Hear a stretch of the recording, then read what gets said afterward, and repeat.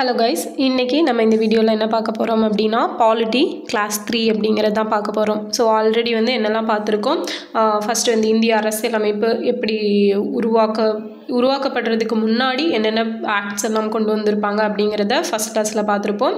Second கிளாஸில் நேற்று என்னெல்லாம் பார்த்துருப்போம் அப்படின்னா making of Indian constitution. So இந்திய அரசியலமைப்பு எவ்வாறு உருவானது, ஸோ அதை யாரெல்லாம் சேர்ந்து உருவாக்குனாங்க அப்படிங்கிறத நேற்றுக்கு பார்த்துருப்போம். ஸோ இன்றைக்கி என்ன பார்க்க போகிறோம் அப்படின்னா இந்திய அரசியலமைப்பின் முக்கிய சிறப்பம்சங்கள், salient features of Indian constitution அப்படிங்கிறது தான் இன்றைக்கி பார்க்க போகிறோம்.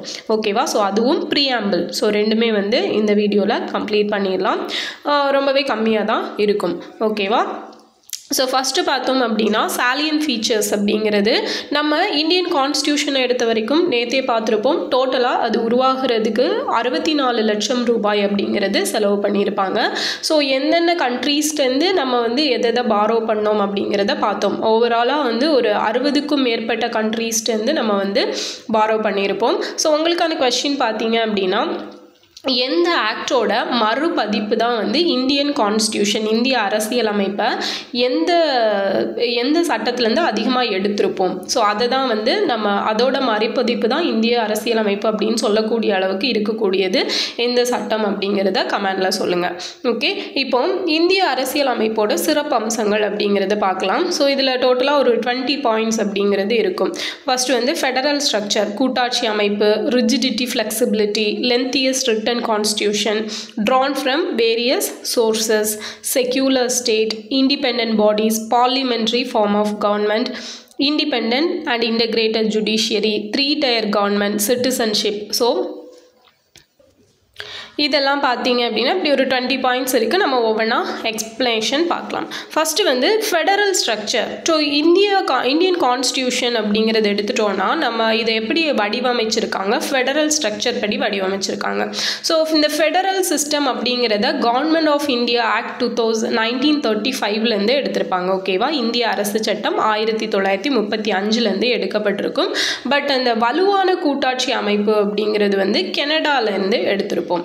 அதாவது என்னதான் சென்ட்ரல் ஸ்டேட்டுன்னு சொல்லி ரெண்டாக ஸ்ப்ளிட் பண்ணி சென்டருக்கு தனியாக ஸ்டேட்டுக்கு தனியாக அந்த எல்லாமே ஒதுக்கி வச்சுருந்தாலும் ரெண்டுக்கும் இடையில ஒரு கான்ஃப்ளிக்ட் வருது, ப்ராப்ளம் வருது அப்படின்னா மத்திய அரசு சொல்கிறது தான் செல்லுபடி ஆகும். ஓகேவா? ஸோ நம்மளோட கூட்டாட்சி ஃபுல்லான கூட்டாட்சியா அப்படின்னு கேட்டால் கிடையாது. அந்த பகுதி அளவு கூட்டாட்சி அப்படின்னு சொல்லுவாங்க. ஸோ இதை தான் ஒரு 4 பேர் 4 விதமாக சொல்லியிருக்கிறாங்க இந்திய கூட்டாட்சியை பற்றி. அது என்னெல்லாம் அப்படிங்கிறத சொல்கிறேன், நோட் பண்ணிக்கோங்க. ஃபஸ்ட்டு அரைகுறை கூட்டாட்சி. இந்திய அரசியலமைப்பு ஒரு அரைகுறை கூட்டாட்சி அப்படின்னு சொன்னது யாருன்னா கேசி வேர். ஓகேவா? அதாவது இங்கிலீஷில் சொல்லணும் அப்படின்னா குவாசி ஃபெடரலிசம். என்னது? குவாசி ஃபெடரலிசம் அப்படின்னு சொன்னது யார்? கேசி வேர். ஓகேவா? குவாசி கேசி அப்படின்னு ஞாபகம் வச்சுக்கோங்க. அடுத்தது இந்திய அரசியலமைப்பு பேரம் பேசப்பட்ட கூட்டாட்சி, அதாவது பார்கெனிங் ஃபெடரலிசம்.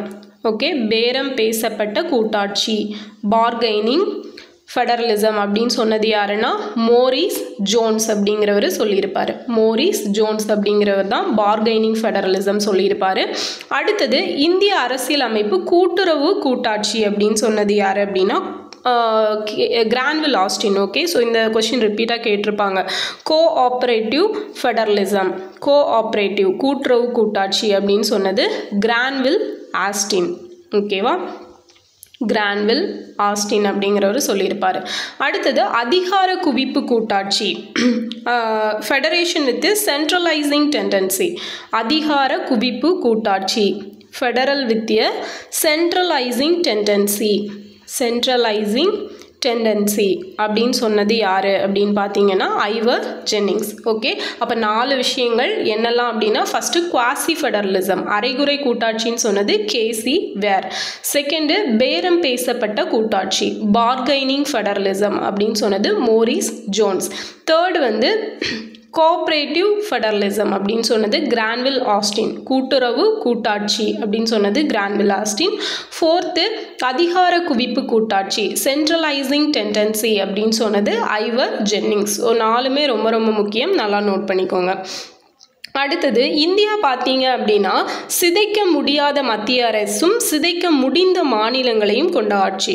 அதாவது சென்ட்ரல் கவர்மெண்ட்டை வந்து நம்ம வந்து அன்டிஸ்ட்ரிக்டபிள் இன் நேச்சர், ஓகேவா, பட் டிஸ்ட்ரிக்டபிள் ஸ்டேட்ஸ் அப்படிங்கிறது தான் நம்மளோட கூட்டாட்சி முறை. பட் அமெரிக்காலெல்லாம் பார்த்தீங்க அப்படின்னா ஒன்றிய அரசையும் சிதைக்க முடியாது, மாநில அரசையும் சிதைக்க முடியாது. ஓகே, அதுதான் வந்து அமெரிக்காலெல்லாம். பட் இந்தியாவில் வந்து அப்படி கிடையாது. ஸோ அதுதான் ஒரு விஷயம். ஸோ இதெல்லாம் பேஸ் பண்ணி தான் நமக்கு வந்து சிங்கிள் சிட்டிசன்ஷிப் அப்படிங்கிறது இருக்கும். Okay, fine. அடுத்தது இந்திய கூட்டாட்சியோட ஒற்றையாட்சி கூறுகள் என்னெல்லாம்னு பார்த்தோன்னா மாநில ஆளுநர் நியமனம். ஸோ மாநில ஆளுநர்களை நியமனம் பண்ணுறது யார்? குடியரசுத் தலைவர். ஸோ மாநில ஆளுநர் தான் வந்து நம்ம ஸ்டேட்டுக்கும் சென்ட்ரலுக்கும் இடையில் ஒரு பாலமாக செயல்படுறவராக இருப்பார். அதுக்கப்புறம் மத்திய அரசோட உத்தரவுகளுக்கு மாநிலங்கள் கீழ்ப்படிதல் அப்படிங்கிறது, மத்திய அரசோட நிதி கட்டுப்பாடு. ஸோ இதெல்லாம் வந்து ஒற்றையாட்சி கூறுகள். அதுக்கப்புறம் ஒருங்கிணைக்கப்பட்ட நீதித்துறை, அரசியலமைப்பு சட்ட திருத்தம். ஸோ எல்லாமே வந்து பாராளுமன்றம் சட்டம் இயற்றும் முறையாகட்டும், மாநிலங்களவையாகட்டும், எல்லாமே வந்து இந்த ஒற்றையாட்சி கூறுகளோட சிறப்பம்சங்கள். நெக்ஸ்ட் வந்து இந்திய அரசியலமைப்பின் நெகிழும் நெகிழாத்தன்மை, ரிஜிடிட்டி அண்ட் ஃப்ளெக்சிபிலிட்டி. ஸோ நம்ம வந்து இந்த அமெரிக்காவோட அரசியலமைப்பு எளிதில் திருத்த முடியாத அளவுக்கு நெகிழா அமைப்பாக இருக்கும். ஓகேவா, ஒரு ரிஜிடிட்டியாக இருக்கக்கூடியது அமெரிக்கன் கான்ஸ்டியூஷன். அதுவே ஃப்ளெக்சிபிலிட்டியாக இருக்கக்கூடியது எதுன்னு பார்த்தீங்க அப்படின்னா இங்கிலாந்து கான்ஸ்டியூஷன். ஓகேவா, பிரிட்டனோட கான்ஸ்டியூஷன் வந்து கொஞ்சம் ஃப்ளெக்சிபிளாக இருக்கும். நம்ம இதை பேஸ் பண்ணி தான் ஒரு 3 விதத்தில் வந்து கான்ஸ்டியூஷனாக அமெண்ட்மெண்ட் பண்ணுவோம். ஓகே, அதை வந்து பார்க்கலாம், நம்ம பின்னாடி இருக்குது. அதே மாதிரி இது அப்போ நம்மளோடது வந்து ஃபுல்லாக நெகிழும் தன்மையும் கிடையாது, ஃபுல்லாக ரொம்ப ஃப்ளெக்சிபிளாக இந்த ரிஜிடிட்டியாக, ஓகேவா, நெகிழா தன்மையும் கிடையாது. பாதி நெகிழும் தன்மை, பாதி நெகிழா தன்மை. அதுக்கு தான் அந்த நான் சொன்னல அமெண்ட்மெண்ட் பண்ணும்போது என்ன சாதாரண பெரும்பான்மை, ஸ்பெஷல் அமெண்ட்மெண்ட்டு, அதுக்கப்புறம் ratification with half of the state அப்படிங்கிறது பண்ணுவோம். ஸோ அதை நான் தெளிவாக சொல்கிறேன். ஓகேவா. ஸோ நெக்ஸ்ட் பாயிண்ட் பார்த்தீங்க அப்படின்னா மிக நீண்ட எழுதப்பட்ட அரசியலமைப்பு, லென்த்தியஸ்ட் ரிட்டன் கான்ஸ்டியூஷன். வேர்ல்டுலேயே பார்த்தீங்க அப்படின்னா ரொம்ப பெருசாக எழுதப்பட்ட கான்ஸ்டியூஷன் எது அப்படின்னா நம்ம இந்தியன் கான்ஸ்டியூஷன் தான். ஸோ நேற்றே சொன்னேன் இல்லையா, இப்போது 22 பார்ட்ஸ், 12 ஷெட்யூல்ஸ் அண்ட் எத்தனை ஆர்டிகல்ஸ் இருக்குது, ஆல்மோஸ்ட் 460 ஆர்டிகல்ஸ் அப்படிங்கிறது நம்ம இந்தியன் கான்ஸ்டியூஷனில் இருக்குது. ஓகேவா. ஸோ 25 பார்ட்ஸ், ஓகேவா, 25 parts, 12 schedules and 460 articles. Okay, fine. Next பார்த்தீங்க அப்படின்னா அதுதான் வந்து மிக நீண்ட எழுதப்பட்ட அரசியலமைப்பு அப்படின்னு சொல்லி நம்ம சொல்கிறோம். அடுத்தது பல்வேறு நாடுகளிலிருந்து பெறப்பட்டவை. இது வந்து நிறைய கண்ட்ரீஸ்லேருந்து தான் நம்ம எடுத்திருக்கோம். ஸோ மோர் தேன் 60 கண்ட்ரீஸ் அப்படிங்கிறது நமக்கு தெரியும். இதெல்லாம் அமெரிக்கா கிட்டேருந்து எடுத்திருப்போம், இங்கிலாந்து, அதுக்கப்புறம் வந்து Canada, Ireland, Japan, south Africa. So இந்த மாதிரி நிறைய கண்ட்ரீஸ்லேருந்து நம்ம பாரோ பண்ணியிருக்கோம். அடுத்தது மத சார்பற்ற அரசு, செக்யூலர் ஸ்டேட். ஸோ இதுதான் ரொம்ப ரொம்ப முக்கியமான விஷயம். நம்ம இந்தியா வந்து ஒரு பன்முகத்தன்மை வாய்ந்த நாடு. பல்வேறு கலாச்சாரம், பல்வேறு மதங்களை சேர்ந்த மக்கள் வந்து இங்கே வாழ்றாங்க. அதனால் நம்ம இந்தியாவை நிர்வகிக்கக்கூடிய ஒரு கவர்மெண்ட் வந்து எந்த ஒரு மதத்தையும் சார்ந்த கவர்மெண்ட்டாக இருக்கக்கூடாது. அதை தான் வந்து இது சொல்லுது, மத சார்பற்ற அரசு அப்படிங்கிறது. நெக்ஸ்ட் வந்து சுதந்திரமான அமைப்புகள், இண்டிபெண்டன்ட் பாடிஸ். ஓகே, ஸோ இந்த இண்டிபெண்டன்ட் பாடிஸ் அப்படிங்கிறது பார்த்திங்கன்னா நம்மளோடது எல்லாமே மேக்ஸிமம் நம்ம எலெக்ஷன் கமிஷன் ஆகட்டும், இல்லைனா ஃபினான்ஸ் கமிஷன் ஆகட்டும், கண்ட்ரோலர், ஆடிட்டர் ஜென்ரல், ஸோ மத்திய மாநில அரசு பணியாளர் தேர்வாணையம், சுதந்திரமான ஒருங்கிணைக்கப்பட்ட நீதித்துறை. ஸோ இது எல்லாமே பார்த்தீங்க அப்படின்னா ஒரு இண்டிபெண்ட் பாடிஸாக தான் இருக்குது. அடுத்தது parliamentary form of government. So இது எங்கேருந்து எடுத்திருப்போம், பார்லிமெண்ட்ரி ஃபார்ம் ஆஃப் கவர்மெண்ட் எங்கேருந்து எடுத்தோம் அப்படிங்கிறத கமெண்டில் சொல்லுங்கள். அண்ட் இந்த இந்திய பாராளுமன்றம் வந்து இறையாண்மை தன்மை கொண்டதாகவும் தேர்வு செய்யப்பட்ட தலைமையை கொண்டதாகவும் அமைஞ்சிருக்கு அப்படின்னு சொல்கிறாங்க இல்லையா. நம்மளோடது இந்த இறையாண்மை அப்படிங்கிற வேர்டுக்கு மீனிங் பார்த்தீங்க அப்படின்னா ஒரு உச்சபட்ச பவர். ஓகேவா. ஸோ ஒரு பவர் வந்து அதோட உச்சபட்ச நிலையை அடைஞ்சால் என்னதான் இருக்குமோ அதுதான் வந்து நம்ம இறையாண்மை அப்படின்னு சொல்கிறோம். சுப்ரீம் பவர், அதுதான் இறையாண்மை. ஓகே. ஸோ அப்போது பார்லிமெண்ட்ரி ஃபார்ம் ஆஃப் கவர்மெண்ட் அப்படிங்கிறது தான் நமக்கு இருக்கக்கூடியது. ஸோ இதில் வந்து மெயினாக யார் முக்கிய பொறுப்பு அப்படின்னு பார்த்தீங்கன்னா கவுன்சில் ஆஃப் மினிஸ்டர்ஸ் இல்லையா. ஸோ அவங்க எல்லாம் சேர்ந்தது தான் அந்த பார்லிமெண்ட்ரி ஃபார்ம் ஆஃப் கவர்மெண்ட்டுக்கு ஒரு முக்கியமான ஒரு அமைப்பாக இருக்கக்கூடியது. அடுத்தது சுதந்திரமான ஒருங்கிணைக்கப்பட்ட நீதித்துறை. ஓகேவா? So independent and integrated judiciary அப்படிங்கிறது. ஸோ சென்ட்ரல் ஃபஸ்ட் வந்து சுப்ரீம் கோர்ட் இருக்கும், அதுக்கப்புறம் ஹை கோர்ட் இருக்கும். ஸோ அதுக்கு கீழே வந்து ஒவ்வொரு ஹைரார்க்கியாக இருக்கும், மாவட்ட கோர்ட்ஸு, ஸோ அந்த மாதிரியெல்லாம் இருக்கு இல்லையா, அதுதான் சுதந்திரமான ஒருங்கிணைந்த நீதித்துறை. ஸோ நீதித்துறை வந்து யாருக்கும் பயப்படணும் அப்படிங்கிறது கிடையாது, அதுதான். அடுத்தது 3 அடுக்கு அரசாங்க முறை. ஸோ 3 டயர் கவர்மெண்ட் அப்படிங்கிறது நமக்கு இருக்குது. மத்திய அரசு, மாநில யூனியன் பிரதேச அரசு, உள்ளாட்சி அரசுகள். ஓகேவா? சென்ட்ரல் கவர்மெண்ட், அதுக்கு கீழே ஸ்டேட் கவர்மெண்ட் இருக்கும். அண்ட் அது போக பார்த்தீங்க அப்படின்னா state government or union government, union டெரிட்டரிஸில் இருக்கக்கூடிய கவர்மெண்ட்ஸ். அண்ட் தேர்ட் ஒன் பார்த்தீங்க அப்படின்னா உள்ளாட்சி அரசு. ஸோ ஒவ்வொரு பகுதியும் ஒவ்வொரு ஸ்டேட்டுக்கு உள்ள ஒரு டிஸ்ட்ரிக்ட்டுக்கு உள்ள ஒரு உள்ளாட்சி அரசு அப்படிங்கிறது இருக்கும். அதுதான் 3 டயர் கவர்மெண்ட் அப்படின்னு சொல்கிறோம். அடுத்தது சிட்டிசன்ஷிப். ஸோ இந்தியன் சிட்டிசன்ஷிப் பார்த்தீங்க அப்படின்னா சிங்கிள் சிட்டிசன்ஷிப் தான். அண்ட் நம்ம வந்து அதை எங்கேருந்து பாரோ பண்ணியிருக்கோம், இங்கிலாந்துலேருந்து பாரோ பண்ணியிருப்போம். பட் அமெரிக்காவை பொறுத்த வரைக்கும் அங்கே டூயல் சிட்டிசன்ஷிப் அப்படிங்கிறது இருக்கும். அடுத்தது ஃபண்டமெண்டல் ஃபண்டமெண்டல் ரைட்ஸ், அடிப்படை உரிமைகள். ஸோ இது வந்து பார்ட் 3ல் சொல்லியிருப்பாங்க. ஆர்டிக்கல் 12 இருந்து 35 வரைக்கும் இருக்கக்கூடியது தான் இந்த ஃபண்டமெண்டல் ரைட்ஸ் அப்படிங்கிறது. ஸோ ஒரு இந்திய குடிமகனாக இருக்கக்கூடியவங்களுக்கு என்ன மாதிரியான உரிமைகள் எல்லாம் இருக்கும் அப்படிங்கிறத பற்றி பேசக்கூடியது தான் இந்த fundamental rights. Next fundamental duties. So fundamental duties அப்படின்னு எடுத்துட்டிங்கன்னா அடிப்படை கடமைகள். ஸோ ஒரு இந்திய குடிமகன் என்ன மாதிரியான கடமைகள் எல்லாம் ஃபாலோ பண்ணணும் அப்படின்னு சொல்கிறது தான் இந்த அடிப்படை கடமைகள். DPSP, directive principle of state policy, அரசுக்கு வலியுறுத்தும் நெறிமுறை கோட்பாடுகள் அப்படின்னு சொல்லலாம். ஸோ இதில் என்னென்ன சொல்லுவாங்க அப்படின்னு பார்த்தீங்கன்னா, ஒரு கவர்மெண்ட் வந்து சட்டம் இயற்றுறப்ப எதையெல்லாம் கருத்தில் கொள்ளணும் அப்படிங்கிறத சொல்கிறது தான் இந்த டிபிஎஸ்பி அப்படிங்கிறது. ஸோ மெயினாக அதுதான் இதில் ரோல் பண்ணும். அடுத்தது அமெண்ட்மெண்ட் ஆஃப் கான்ஸ்டியூஷன். ஸோ நம்ம வந்து சட்ட திருத்தம் அப்படின்னு எடுத்துட்டோம் அப்படின்னா ஒரு 3 விதத்தில் சட்ட திருத்தங்கள் அப்படிங்கிறத பண்ணுவோம். ஒன்று வந்து சாதாரண பெரும்பான்மை, இன்னொன்று ஸ்பெஷல் மெஜாரிட்டி. ஓகேவா? அறுதி பெரும்பான்மை மூலம். ஸோ சாதாரண பெரும்பான்மை அப்படின்னா இப்போ அன்னைக்கு அந்த பார்லிமெண்ட்ரி செஷனில் எத்தனை பேர் இருக்காங்களோ அதில் பாதி பேர் ஓட் பண்ணி செலக்ட் பண்ணுறது. அறுதி பெரும்பான்மை அப்படிங்கிறது மொத்தமாக எவ்வளவு கவுண்டிங் இருக்கோ அதில் 2/3 அப்படிங்கிறது ப்ரெசண்ட் ஆகி ஓட் பண்ணி இருக்கணும். ஓகேவா? அதுதான் வந்து அறுதி பெரும்பான்மை. And half of the state, special majority with ratification of half of the state. So இந்த 2/3 ப்ரெசன்ட் அண்ட் ஓட், அதுக்கு கூட இப்போ ஒரு டோட்டலாக எத்தனை ஸ்டேட்ஸ் இருக்குது, 28 ஸ்டேட்ஸ் இருக்கா, அப்போ 14 ஸ்டேட்டு வந்து அந்த அவங்க கொண்டு வர மசோதாவுக்கு ஆதரவு தெரிவிக்கணும். ஓகேவா? அப்படி தெரிவித்தா மட்டும்தான் அந்த மசோதா அப்படிங்கிறது சட்டமாக மாறும். அதுதான் வந்து special majority with ratification of half of the states. Okay, so இது 3 தான் amendment of the constitution. So amendment of the constitution எடுத்துட்டோம் அப்படின்னா ஆர்டிக்கல் 368 தான் இதை பற்றி பேசக்கூடியது.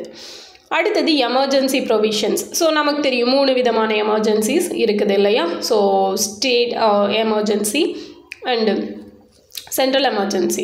ஓகே, ஸோ தேசிய அவசர நிலை, அப்புறம் வந்து மாநில அவசர நிலை, இன்னொன்று வந்து பார்த்திங்க அப்படின்னா நிதி அவசர நிலை. ஸோ ஆர்டிக்கல் 352, 356 அண்ட் 365 2 விஷயங்கள் வந்து ஸ்டேட் எமர்ஜென்சி பற்றி பேசும். இன்னொன்று பார்த்திங்க அப்படின்னா 360 ஃபினான்ஷியல் எமர்ஜென்சி. ஓகேவா? நிதி நெருக்கடி நிலை. ஸோ இது 3 தான். அடுத்தது அடல்ட் ஃப்ரான்ச்சைஸ். ஸோ வயது வந்தோர் வாக்குரிமை அப்படின்னு பார்த்தோம் அப்படின்னா நம்ம இந்தியாவை பொறுத்த வரைக்கும் 18 வயது உட்பட்ட அனைவருமே, 18 வயசுக்கு மேலே இருக்கிற எல்லாருமே ஓட்டு போடலாம். அதுதான் வந்து அந்த அடல்ட் ஃப்ரான்ச்சைஸ், வயது வந்தோர் வாக்குரிமை அப்படிங்கிறது. அடுத்தது ப்ரீஆம்பிள். ஸோ எல்லாருக்குமே தெரியும் இல்லையா, நம்ம முகவுரை அப்படிங்கிறது. ஸோ முகவுரை அப்படிங்கிறது ஒன்றும் இல்லை, ஒரு புக்குக்கு ஒரு இண்டெக்ஸ் பேஜ் எப்படியோ அதே மாதிரி தான் நம்ம கான்ஸ்டியூஷனுக்கு இந்த ப்ரீஆம்பிள் அப்படிங்கிறது உள்ளே என்னெல்லாம் சொல்லியிருக்காங்க அப்படிங்கிறத ஃபர்ஸ்ட்லேயே தெளிவாக சொல்லிடுறது, அதுதான் ப்ரீஆம்பிள். அடுத்தது சோவரின் கான்ஸ்டியூஷன். ஆல்ரெடி நான் சொன்ன மாதிரி தான் சோவரின் அப்படிங்கிறது இறையாண்மை, ஒரு சுப்ரீம் பவரை பற்றி பேசக்கூடியது தான் அந்த சோவரின். அடுத்தது மைனாரிட்டிஸ், எஸ்சி எஸ்டி ப்ரிவிலேஜஸ், அதாவது சிறுபான்மையினர், பட்டியலினத்தவர், பழங்குடியினருக்கான தனி சிறப்புரிமைகள் விஷயங்களை பற்றி பேசக்கூடியது. அதுவுமே நம்மளோட salient features of constitution தான் ஒன் ஆஃப் தி. ஓகேவா? நெக்ஸ்ட் வந்து எஜுகேஷ்னல் ரைட்ஸ், கல்வி உரிமைகள் பற்றி கூட அடிப்படை உரிமைகளாகட்டும் டிபிஎஸ்பியில் ஆகட்டும் பேசியிருக்காங்க. அதே போல் ஃபண்டமெண்டல் டியூட்டிஸில் கூட இருக்குது இல்லையா, அதை தான் சொல்லியிருக்காங்க. ஓகேவா? ஸோ இது எல்லாமே பார்த்தீங்க அப்படின்னா salient features of the Indian Constitution அப்படிங்கிறது. So salient features of Indian Constitution எல்லாருக்கும் புரிஞ்சிருக்கும் அப்படின்னு நினைக்கிறேன். நம்ம இது ஓவராலாக என்னென்ன இருக்குது அப்படிங்கிறத தெரிஞ்சுக்கிட்டால் போதும். நம்ம ஒவ்வொரு டாப்பிக்காக பார்க்கும்போது நல்ல ப்ரீஃபாக அந்த ஆர்டிகல்ஸ்க்கு வித் ஷார்ட்கட்ஸோடு பார்த்துக்கலாம். ஓகேவா? ஒன்றும் ப்ராப்ளம் இல்லை. ஜஸ்ட் இப்போ இது என்னெல்லாம் இருக்குது அப்படிங்கிறது தான் ஓவராலாக சொல்லியிருக்கேன். ஓகே, ஸோ இந்த டாபிக் கம்ப்ளீட் ஆயிடுச்சு. நெக்ஸ்ட் என்ன பார்க்க போகிறோம் அப்படின்னா ப்ரீஆம்பிள். ஓகே, முகவுரை அப்படிங்கிறது தான் பார்க்க போகிறோம். ஸோ ஆல்ரெடி நான் சொன்ன மாதிரி ப்ரீஆம்பிள் அப்படிங்கிறது என்ன, ஒரு புக்குக்கு ஒரு இண்டெக்ஸ் பேஜ், ஒரு முன்னுரை அப்படிங்கிறது எப்படி கொடுத்துருப்பாங்கல்ல இந்த புக்கை பற்றி. ஸோ இந்த புக்கில் வந்து நான் இவங்களுக்கெல்லாம் தேங்க்ஸ் சொல்கிறேன், இந்த மாதிரி இவ்வளோ இதெல்லாம் நான் எழுதியிருக்கேன், உள்ள இதெல்லாம் இருக்குது அப்படிங்கிற மாதிரியான ஒரு முன்னுரை வந்து கொடுத்துருப்பாங்க. ஸோ அதே மாதிரி இந்தியன் கான்ஸ்டியூஷனுக்கு ஒரு ப்ரீஆம்பிள், ஒரு முகவுரை வேணும் அப்படின்னு சொன்னது யாருன்னு பார்த்தீங்கன்னா ஜவஹர்லால் நேரு தான் இதை வந்து சொல்லியிருப்பார். ஓகேவா? ஸோ முகவுரை வந்து ஃபஸ்ட்டாக அது வந்து எதன் மூலமாக கொண்டு வந்திருப்பாங்கன்னா ஒரு குறிக்கோள் தீர்மானம், அப்ஜெக்டிவ் ரெசல்யூஷன் அப்படிங்கிறத ஜவஹர்லால் நேரு அவர்கள் கொண்டு வந்திருப்பார். 1946 டிசம்பர் 13 கொண்டு வந்திருப்பார். ஸோ அதை வந்து அப்படியே முகவுரையாக அக்செப்ட் பண்ணது எப்போ அப்படின்னா 1947 ஜான்வரி 22 வந்து அக்செப்ட் பண்ணியிருப்பாங்க. ஸோ இந்த ப்ரீஆம்பிள் தான் வந்து அரசியல் அமைப்பின் திறவுகோல் அப்படின்னு சொல்கிறாங்க. ஏன்னா ஒரு புக்கு இருக்குது, புக்குக்கு ஃப்ரண்ட்டில் இது இருக்குது அப்படின்னா ஸோ இதை தாண்டி தான் நம்ம உள்ளே போகிறோம் இல்லையா, அதனால தான் இது ஒரு கீநோட் டு த கான்ஸ்டியூஷன் அப்படின்னு சொல்லி இந்த ப்ரீஆம்பிளை சொல்கிறாங்க.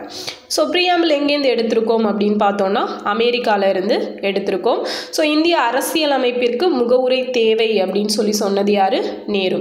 ஓகே, ஸோ நம்ம இந்தியன் கான்ஸ்டியூஷனில் ப்ரீஆம்பிள் வந்து இப்படி தான் இருக்கும். ஓகே, ஸோ இது ஒவ்வொரு லைனுமே ரொம்ப இம்பார்ட்டன்ட். அந்த இது எப்படி இருக்குது அப்படிங்கிறது ரொம்ப ரொம்ப இம்பார்ட்டண்டான ஒன்று, நல்லா பார்த்துக்கணும்.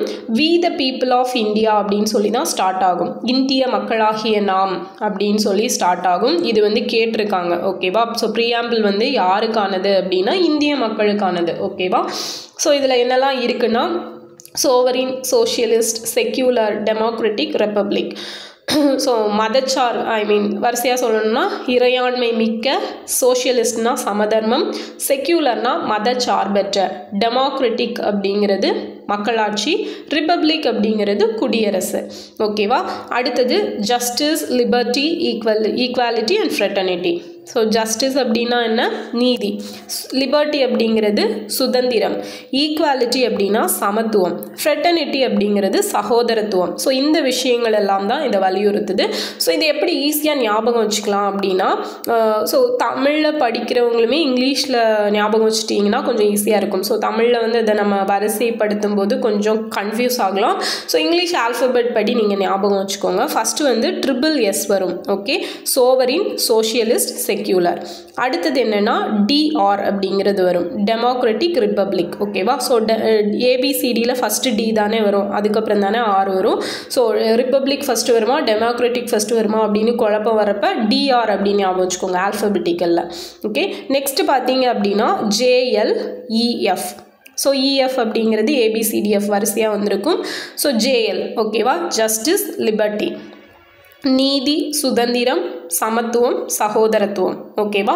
So SSS, DR, JL, EF இதை ஞாபகம் வச்சுக்கோங்க.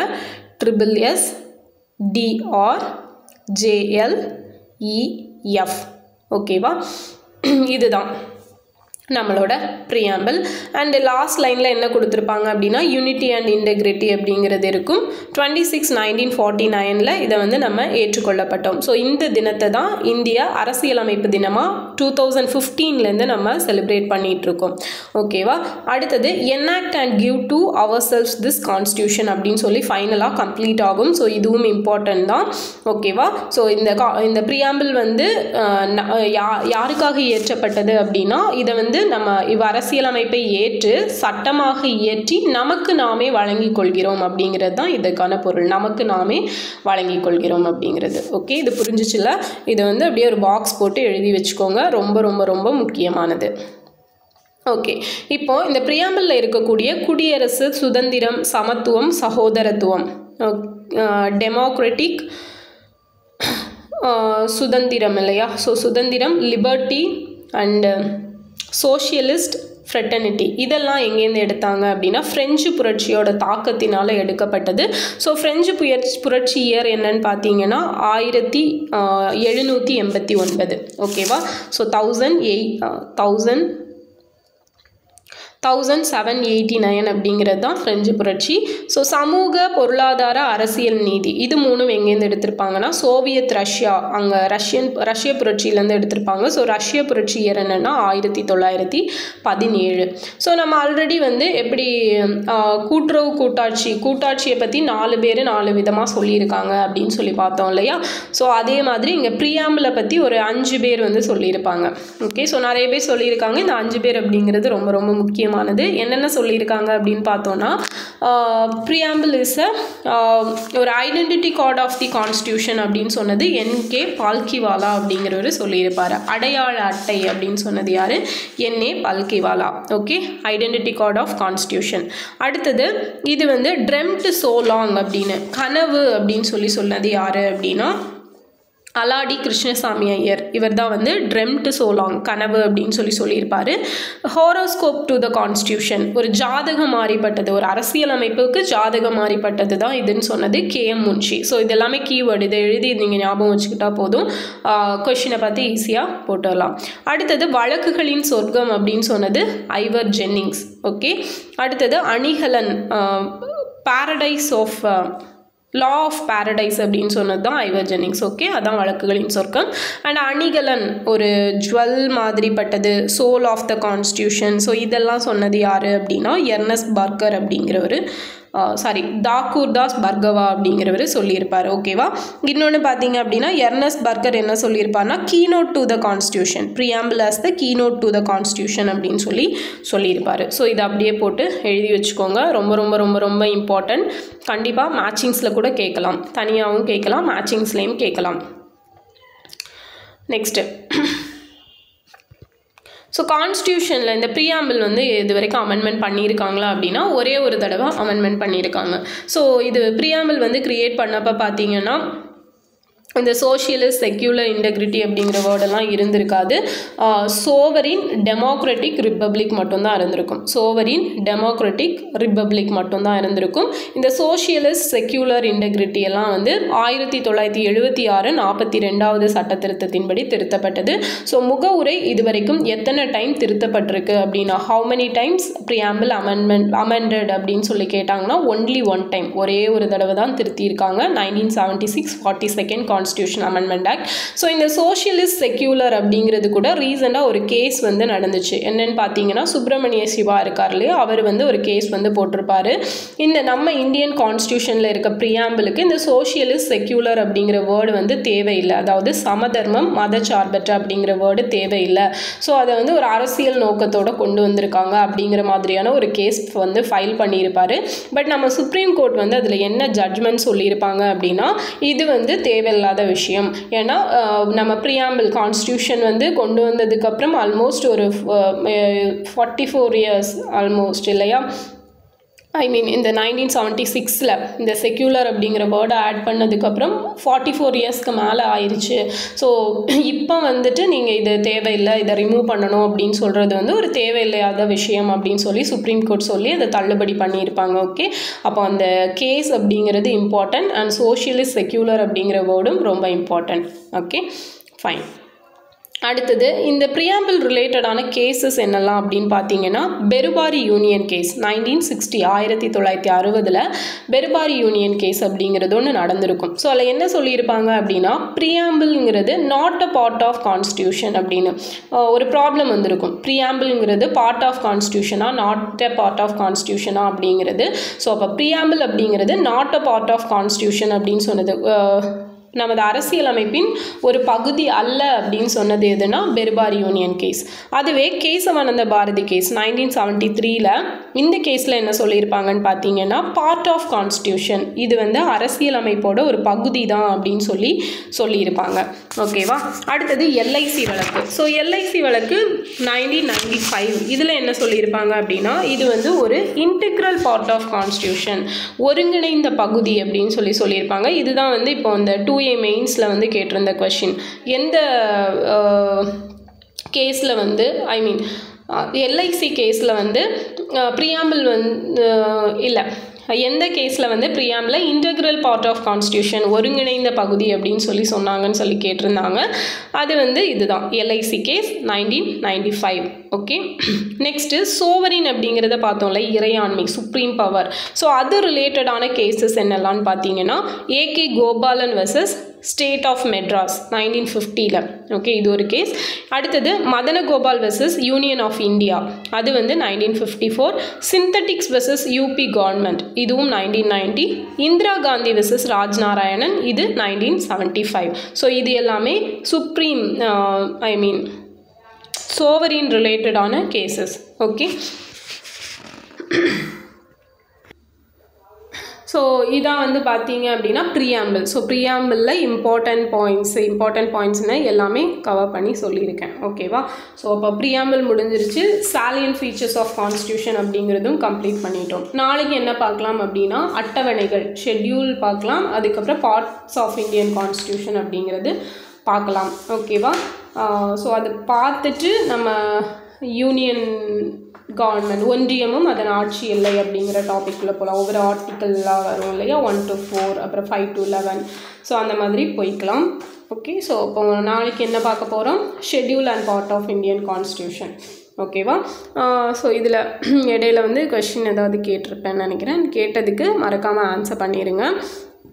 அண்ட் இதில் எந்த மாதிரி கொஷின்ஸ் ப்ரீவியஸ் இயரில் கேட்டாங்க அப்படிங்கிறதும் இந்த இப்போ சொன்னேன் இல்லையா, ரிப்பீட்டடாக கேட்டது அப்படின்னா ப்ரியாம்பிளோட அந்த ஆர்டர் வந்து கேட்டிருப்பாங்க. Sovereign, socialist, secular, democratic, republic அப்படிங்கிற ஆர்டர், அந்த ஆர்டர் வந்து ரிப்பீட்டடாக கேட்டிருப்பாங்க. நெக்ஸ்ட் என்ன கேட்டிருப்பாங்க அப்படின்னா எத்தனை முறை ப்ரியாம்பிளை வந்து அமெண்ட்மெண்ட் பண்ணியிருக்காங்க அப்படிங்கிறது, அந்த கொஷின் ரிப்பீட்டடாக இருந்திருக்கும். அப்புறம் வேறு என்ன கேட்டிருப்பாங்க அப்படின்னா ப்ரியாம்பிள் வந்து எந்த நாட்டிலேருந்து நம்ம பாரோ பண்ணியிருப்போம் அப்படிங்கிறது. ஸோ அது வந்து எந்த நாடு, அமெரிக்காலேருந்து பாரோ பண்ணியிருக்கோம். அடுத்தது அப்ஜெக்டிவ் ரெசல்யூஷன், குறிக்கோள் தீர்மானம் அப்படிங்கிறது எந்த இயர் கொண்டு வந்தாங்க, அது ஒரு கொஷின். அதுவும் கேட்டிருக்காங்க. அது வந்து எப்போ அடாப்ட் பண்ணப்பட்டுச்சு, இந்த ஜான்வரி 22, 1947 இருக்கு இல்லையா. ஸோ அதுவும் ஒரு கொஷின். ஓகேவா. நெக்ஸ்ட் பார்த்தீங்க அப்படின்னா Kesavananda Bharati case, repeated question. ஓகேவா. நிறைய டைம் கேட்டிருக்காங்க இந்த ப்ரியாம்பிள் ரிலேட்டடானது. கேசவானந்த பாரதி கேஸில் it's a part of constitution, preamble is a part of constitution. Preamble முகவுரை அப்படிங்கிறது இந்திய அரசியலமைப்போட ஒரு பகுதி தான் அப்படின்னு சொன்னது எந்த கேஸில் அப்படிங்கிறது கேட்பாங்க. ஓகே, அது ஒரு கொஷின். அப்புறம் இது சொன்னேன் இல்லையா, இதில் we the people of India. So இந்த ப்ரியாம்பிள் அப்படிங்கிறது யாருக்கானது அப்படிங்கிறது, அது ஒரு கொஷின். நெக்ஸ்ட் வந்து இது கேட்டிருப்பாங்க, இதெல்லாம் வழக்குகளின் சொர்க்கம், இது ஒரு குரூப் 1ல் கேட்டிருந்தாங்க. அண்டு அடையாள அட்டை, இது ரிப்பீட்டாக கேட்டிருக்காங்க. ஓகேவா. ஸோ இதான் மக்களே, இதான் இது வரைக்கும் கேட்ட கொஷின்ஸ். ஓகே. ஸோ அதுவும் சொல்லிட்டேன். அண்ட் இந்த வீடியோ உங்களுக்கு யூஸ்ஃபுல்லாக இருந்திருக்கும்னு நினைக்கிறேன். யூஸ்ஃபுல்லாக இருந்துச்சா இல்லையா அப்படிங்கிறத கமெண்டில் சொல்லுங்கள். அண்ட் இதோட PDF வந்து நான் கொடுக்குறேன். ஓகே. ஸோ சொன்ன எக்ஸ்ட்ரா பாயிண்ட்ஸ் எல்லாம் கொஞ்சம் நோட் பண்ணிக்கோங்க. அண்ட் நெக்ஸ்ட் வீடியோவில் பார்க்கலாம். தேங்க்யூ.